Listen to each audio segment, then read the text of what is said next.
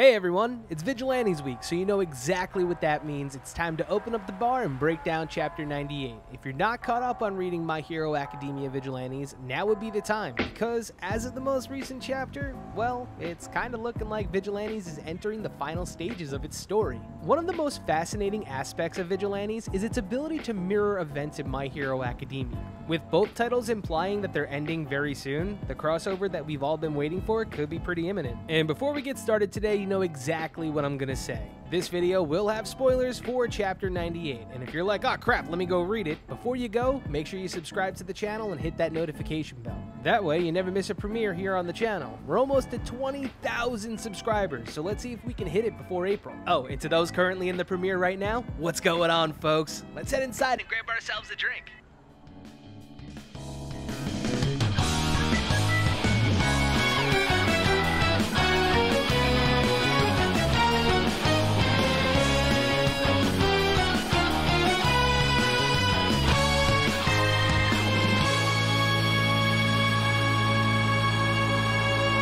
Welcome to the bar, folks. Man, Chapter 98 was one hell of a chapter, and once again, there is tons to break down. This arc is setting up the final battle in Vigilantes to be huge. I mean, the stakes in My Hero Academia were pretty high, but after this chapter, Vigilantes was definitely like, we can do this too.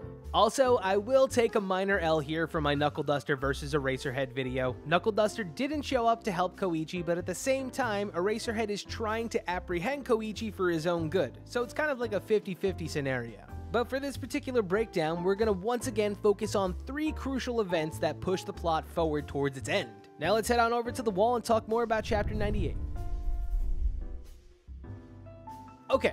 So, Chapter 98 picks up with Eraser and the Crawler having a Mexican standoff, and Eraserhead going full-on mentor mode and staring down Koichi, breaking down the cold hard facts about what he's doing. I mean, he explains to Koichi that the top heroes have shown up because those particular heroes have had a lasting impression made on them by the Crawler, and they're there to make sure that he doesn't get himself killed. And in layman's terms, if Koichi doesn't want to surrender, that pipe right there, it's gonna be Koichi's legs. Koichi then takes the opportunity to make a break for it, with Eraserhead keeping close chase, but halfway through that chase, we see in the streets below that there's some creepy faceless creatures roaming the streets wearing outfits similar to Number 6's outfit. Now, my guess is that these guys are possibly Nomu given to Number 6 by All For One, or even created by Number 6 in whatever villain factory that he might still have running. Either way, these guys are definitely the distraction that Number 6 needs in order to get inside the hospital and kill Popstep. He probably thinks of it as they'll distract the heroes and then he can move in easy peasy. We then move back to the point of view of Koichi, who's using his best knowledge of the city to dodge Eraserhead. But, like I've said before, Eraserhead chose Naruhata to be his stomping grounds. So before he knows it, Koichi's quirk is turning off, because every little nook and cranny that Koichi tries to hide inside of, Eraserhead already knows about him. And this chase is absolutely epic, mostly because we get to see the frustration in both characters during this game of cat and mouse. And the one moment when Eraserhead successfully erases Koichi's quirk, what does he do? He pulls out Knuckle Duster's grappling hook, flings it to the side of a building, and wall runs. And when he gets out of Eraserhead's sight, he immediately blasts off.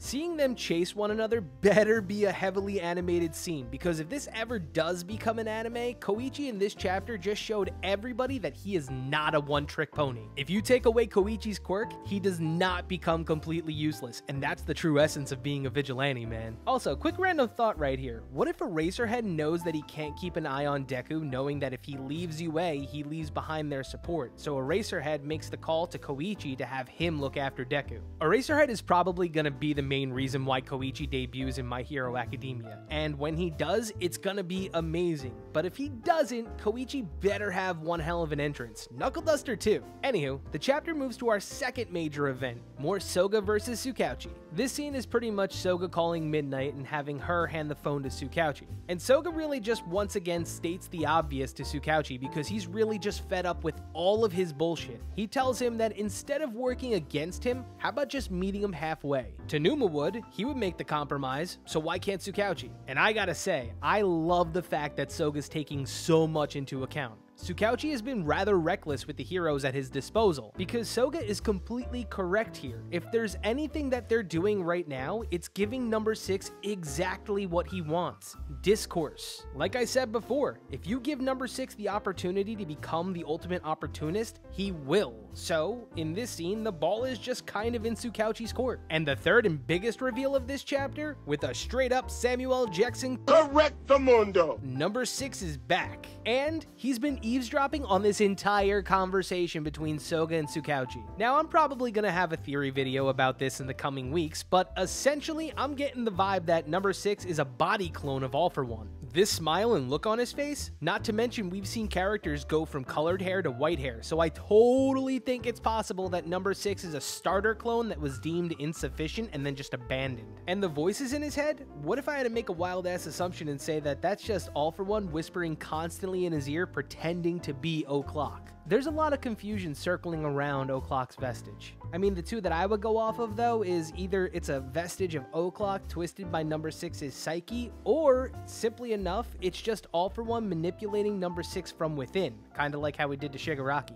The duality between the three characters, number 6, Koichi, and Deku, is totally there, and I'm waiting for someone to start drawing comparisons between all of them. Either way, assumptions aside, this smile right here is 100% meant to make us believe the tie between All For One and number 6 is real. And I, for one, am totally supporting the idea that those two are closer knit than we think. But back to it, because the next panel is number 6 flexing O'Clock and doing his best Shazam, causing a crack of lightning to erupt from his body. And that jolt seems to awaken the Nomu walking in the streets and starts killing the power throughout Naruhata.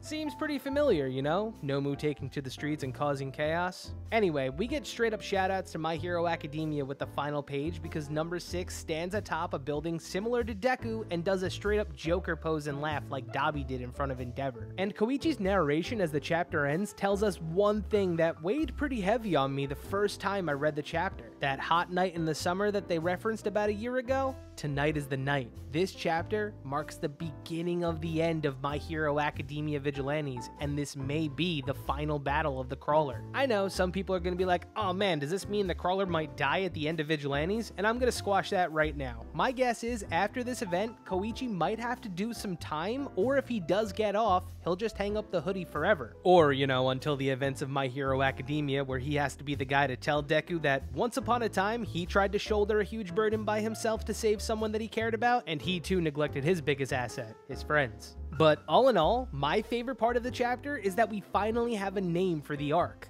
Nightmare Night, the Naruhata lockdown arc. But I gotta say, this chapter had it all. The Vigilantes, Eraser versus Koichi, and the return of our big bad, ready to fuck some shit up. Number 6 looks so menacing at the end of this chapter, and I am so stoked to see what those Nomu were capable of. With this chapter upping the stakes to 11, it's begging me to ask the question, will All Might arrive?